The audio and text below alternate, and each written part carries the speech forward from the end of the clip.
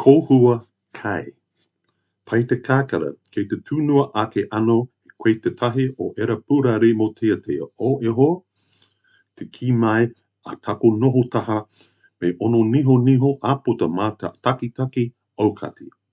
Me ana koe takiki, korore ake ana he marama huhua ki te wharangi. Me ki?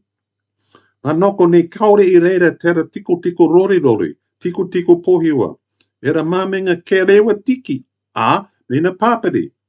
Me homai ki a mato he kupu karoti, kupo ani ana, hoki ne ha. Ka nana o, I teka o, me te whiu mai e tahi paki oro noto, ke me te toiri, a he toru kinaki ti oru hoki, nona I titiro ana ki wahi kei. E maka iho ana aho ki ruana kupu Māori, nera, ki a whai kiko rawa atu to wai kōhua.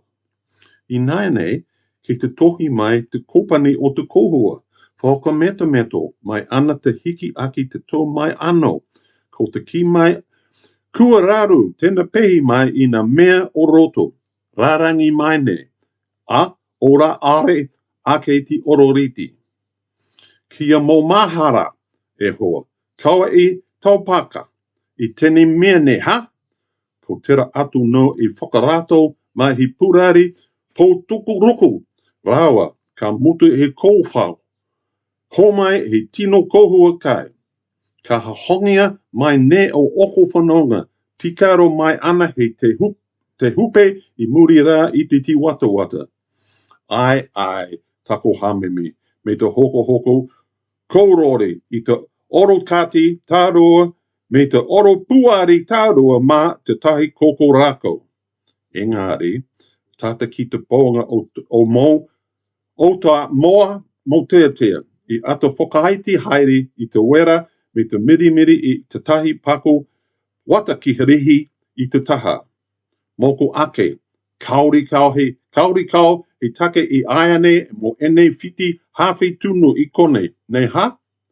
Mā te wā. Ka huria ho ki te reo ingarihi anaine. Smells good. You cooking up another one of those bloody poems of yours, mate? Offered my gap-toothed neighbour through the interrupted picket fence. Reckon, I said, stirring up a bit of everything on the page, so to speak. Hope it hasn't got all of that silly fancy shit, those clever dick tricks and runarounds. Got to give us plenty of good old carrot and onion words, you know? I'll try, I lied, chucking in a couple of audacious slap, crackle and plops and one or two cacophonous condiments when he wasn't looking. E maka ana ho ko rua na kupu Māori hoki nei rā, just to make the broth more existentially authentic. By now the potlid was arguing back at me, quite brazenly springing up and down, telling me he was having trouble keeping all the stuff inside, in line, and that nothing was rhyming up anyway. Remember, mate, don't overcook this one, eh? Last one you served up was too bloody lumpy and tasteless. Give us a real boil up this time. So sniffed my whanona, picking his nose behind a palisade.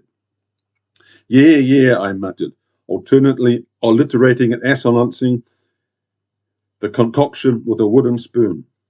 But, towards the end of our motiatia, I did turn down the heat a bit and dress up a little watercress on the side. Reckon there's no need for any more of this half-baked verse stuff around here, eh? Mā te wā. Tēnā koutou katoa.